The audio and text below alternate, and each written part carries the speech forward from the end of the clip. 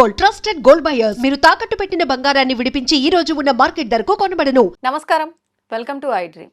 ధర్మ మార్గం విత్ విజిత కార్యక్రమానికి స్వాగతం. ప్రస్తుతం మనతో పాటు ఉన్నారు ప్రముఖ ఆధ్యాత్మికవేత్త జ్యోతిష పండితులు సుభాష్ శర్మ గారు. ఇప్పుడు గురుగారితో మాట్లాడదాం. నమస్కారం గురుగారు. శ్రీమాత్రినమండి. గురుగారు, మనం కొన్ని నెలలుగా కూడా రకరకాల విపత్తులు చూస్తున్నాం. అవునండి. మన దగ్గర కాకపోయినా కూడా రకరకాల ప్రాంతాల్లో ఒక్కొక్కసారి అంటే అగ్ని ప్రమాదాలు, జల ప్రమాదాలు, బాంబు పేలుళ్ళు, విమాన ప్రమాదాలు, ఇలా రకరకాలుగా చూస్తూ వస్తున్నాం. మనం హైదరాబాద్ లో కూడా కొన్ని కొన్ని చిన్న చిన్నవి జరుగుతూ వచ్చినాయి. ఇప్పుడు రాబోయే మరికొద్ది రోజుల్లో మహాప్రళయం ఏదో రాబోతుందని చెప్పి వింటున్నాము. అంటే ఇది అంత ట్రాష్ అని కొట్టి పాడేయాలా, లేదంటే నిజంగా ఏదైనా రాబోతోందా? ఒకవేళ వచ్చే అవకాశం కనుక ఉంటే దాని నుంచి బయటపడే అవకాశం ఏమైనా ఉందా? తెలియజేయండి. చాలా మంచి ప్రశ్న అండి. ఎందుకంటే గతంలో చాలా సూచించినటువంటి విధంగానే ఎన్నో ప్రమాదాలు జరిగాయి. అవి ముందుగా సూచించినప్పుడు మీరన్నట్టుగానే చాలామంది కొట్టి పారేశారు. జరిగిన తర్వాత అయ్యో పాపము అని చెప్పేసి చాలామంది బాధపడినటువంటి సంఘటనలు ఉన్నాయి.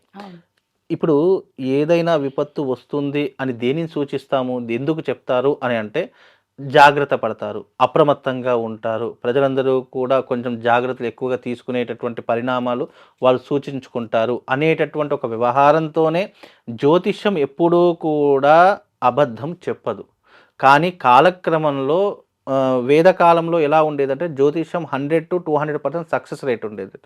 కాలం మారుతున్న కొద్దీ, టెక్నాలజీ పెరుగుతున్న కొద్దీ ఏంటి అంటే జ్యోతిష్యం యొక్క ప్రభావం తగ్గిపోయింది తప్ప జ్యోతిష్యం ఎప్పుడు కూడా తగ్గలేదు. కానీ నమ్మేటటువంటి వ్యక్తుల మీద అది ఆధారపడి ఉన్నటువంటి అంశాలు. ఎందుకంటే జ్యోతిష్యము, భగవంతుడు, కాలము ఇవన్నీ కూడా నమ్మకం మీద ఆధారపడి ఉన్నటువంటి అంశాలు అని అందరూ గుర్తుంచుకోవాలి. జ్యోతిష్యం ఏది చెప్పినా కూడా అది రాబోయేటటువంటి భూత భవిష్యత్ వర్తమానాలను ఆధారంగా చేసుకొని చెప్పేటటువంటిది జ్యోతిషం. ఇప్పుడు విపత్తులు వస్తున్నాయి అని రాకముందే చెప్పారు అని అంటే జ్యోతిష్యంతో ఎంత పరిజ్ఞానం ఉంటే చెప్పేటటువంటి దాఖలాలు ఉంటాయి చెప్పండి. ఇప్పుడు ఎక్కడో బాంబు పేలుతుంది అని అంటే కనుక అది రాకమునిపే బాంబు పేలుతుంది అనేటటువంటి సంఘటన చెప్పినారు అని అంటే ఆ జ్యోతిష ఆధారంగా కాకుండా ఇంకా దేని ద్వారా సాధ్యపడదు. అలాగే ఇప్పుడు రాబోయేటటువంటి విపత్తులు కూడా అలాంటి సూచనలే కలిగి ఉన్నటువంటి అంశాలు. ఇంత పెద్ద సైంటిస్టులు ఉన్నారు, రాబోయే విపత్తును ఎలాగో ఆపలేరు. అది ఎవరి తరము కాదు. ఎంత పెద్ద సైంటిస్ట్ అయినా, ఎవరైనా, చివరికి భగవంతుడైనా సరే కాలంలో జరిగే, ప్రకృతిలో జరిగేటటువంటి మార్పుని ఎవరు ఆపడం సాధ్యం కాదు. అంతెందుకండి, మనము ద్వాపర యుగం చూసుకుంటే యుగాంతం ముగిసిపోయి కలియుగంలోకి అడుగు పెట్టాము. శ్రీకృష్ణుడు అంతటి వాడే అంత పెద్ద జలప్రళయాన్ని ఆపలేనటువంటి సంఘటన. అలాంటి మానవ మాత్రం ఇప్పుడు ఇంకా భక్తి భావన తగ్గిపోయినటువంటి సూచనలు, ఇప్పుడు ఇంకా ఏదైనా ఆపుదామంటే ఉల్టా మన మీదనే పడేటటువంటి దౌర్భాగ్యమే తప్ప ఆపేటటువంటి సూచనలు. చాలామంది ఏమంటారు అని అంటే కనుక, ఈయన చెప్తున్నారు కదా మరి మీరు ఎందుకు ఆపలేకపోతున్నారంటే ప్రకృతి వైపరీత్యాలు ఆపడం అనేటటువంటిది అది కష్టతరమైనటువంటి పని. అంటే అగ్నిలో చెయ్యి వేసినట్టు. ఇది అగ్ని కదా, ఇతడు బ్రాహ్మడు కదా అని కాలకుండా ఉండదు. అగ్ని ఎవరికైనా సమానమే. అలా ప్రకృతిలో జరిగేటటువంటి మార్పుకి పరిష్కారం ఉండవు. ఇప్పుడు పాత నీరు పోయినా కొద్ది కొత్త నీరు ఎలాగైతే వస్తుందో ప్రకృతిలో ఒకటి మునిగిపోతేనే మళ్ళీ కొత్త చిగురిస్తూ ఉంటుంది. అలాగే ప్రకృతిలో జరిగే విపత్తులు కూడా అలాగే ఉంటాయి. అంటే ఏదైనా కాలక్రమంలో మనిషికే కాదు ఆయుర్దాయం, ప్రకృతికి కూడా ఆయుర్దాయం ఉంటుంది. పుట్టిన ప్రతి వ్యక్తికి ఎలాగంటే పశుపక్షాదులు సైతం అంటే 84 లక్షల కోట్ల జీవరాశుల్లో అన్నిటికీ ఆయు ప్రమాణం అనేటటువంటిది ఉంది. అలాగే కాలానికి కూడా ఆయు ప్రమాణం ఉంది.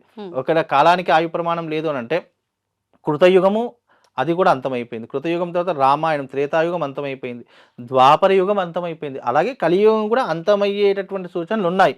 అవి అంతమయ్యేటటువంటి సూచనలు దేనిని ఆధారంగా చెప్తారంటే ఒకటి సునామీ, 2 అంటే జలప్రళయము, వాయు ప్రళయము, భూప్రళయము, ఇలాంటివి ఆధారంగా చేసుకొని మనం అంచనా వేసి చెప్తాం. ఇప్పుడు రాబోయేట శ్రావణ మాసంలో ఆగస్టు 25వ తారీఖు రోజున కూడా ఒక ప్రళయం అంటే ఒక విపత్తు, ప్రళయం అని చెప్పను కానీ ఒక విపత్తు అయితే జరిగేటటువంటి సంఘటనలు ఏర్పడతాయి. ఎందుకంటే ఆ రోజు ప్లానెటరీ పొజిషన్లో కనుక చూసుకుంటే సూర్యుడితో కేతువు కూడి ఉన్నాడు.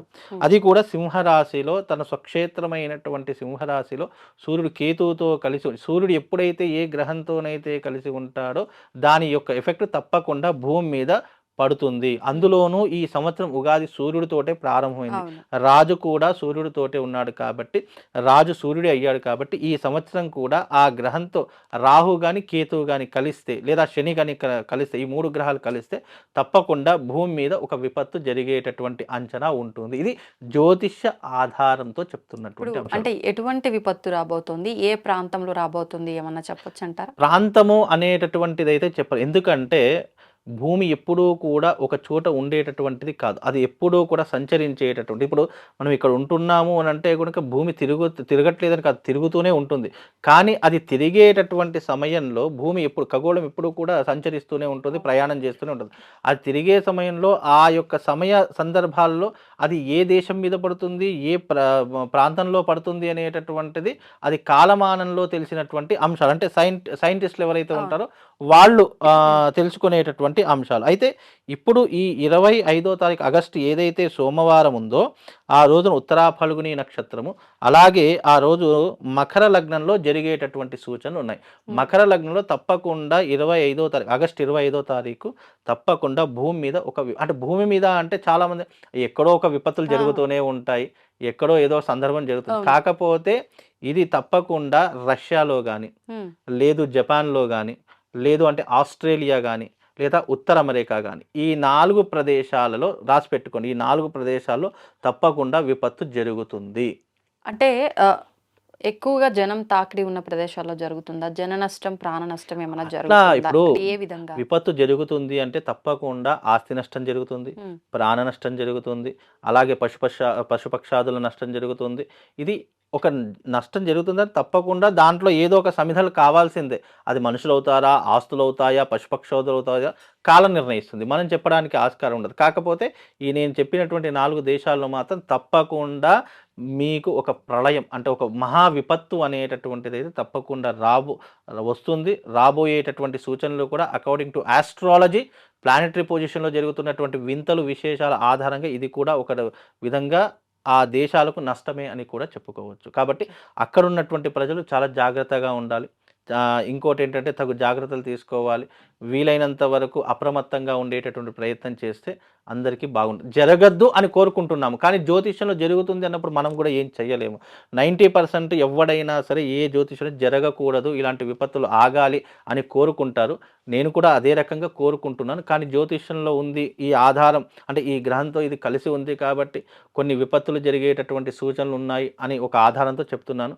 కాకపోతే భగవంతుడి యొక్క అనుగ్రహంతో ఎవరికి ఏ నష్టం జరగకూడదు, ఇలాంటి ప్రళయాలు ఆగిపోవాలి, విపత్తులు ఆగిపోవాలని మనసుని భగవంతుని కోరుకోవడం తప్ప మనం చేయాల్సింది ఏమీ ఉండదమ్మా. కానీ గురుగారు ఏదైనా అంటే మన సనాతన ధర్మంలో సమస్య ఉంది అంటే దానికి పరిష్కారం ఖచ్చితంగా ఉంటుంది అని అంటుంటారు కదా. మరి ఇటువంటి వాటికి ఖచ్చితంగా పరిష్కారం ఉండదు అని అంటారా? ఉండదు. అంటే పూర్వకాలంలో ఒక దేశం కానీ, ఒక రాష్ట్రం కానీ రాజులు పరిపాలించేటటువంటి వారు.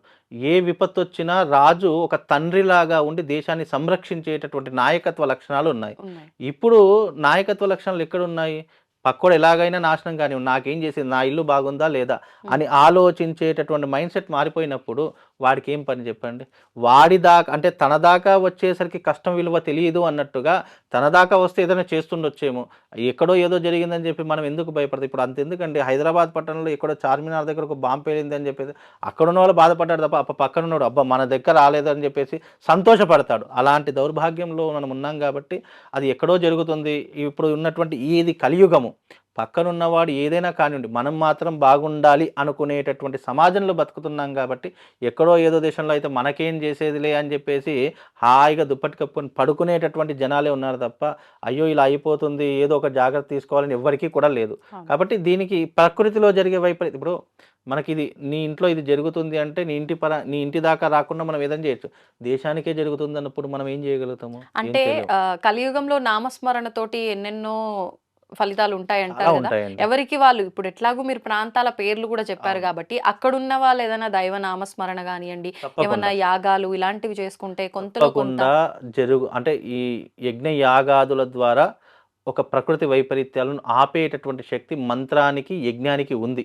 అందుకే పూర్వకాలంలో యజ్ఞయాగాదులు చేసి వర్షాలు కురిపించేటటువంటి వారు, యజ్ఞయాగాదులు చేసి సంతానాన్ని పొందేటటువంటి వాళ్ళు, యజ్ఞయాగాదులు చేసి రాజ్యాల్ని గెలుచుకునేటటువంటి దాఖలాలు ఎలాగైతే ఉన్నాయో, అలాగే ఆయా దేశాల్లో యజ్ఞయాగాదుల ప్రభావం వల్ల కూడా అది కూడా పుణ్యభూమిగా మారి రాబోయే విపత్తులు కూడా ఆగేటటువంటి అవకాశం ఉండొచ్చు.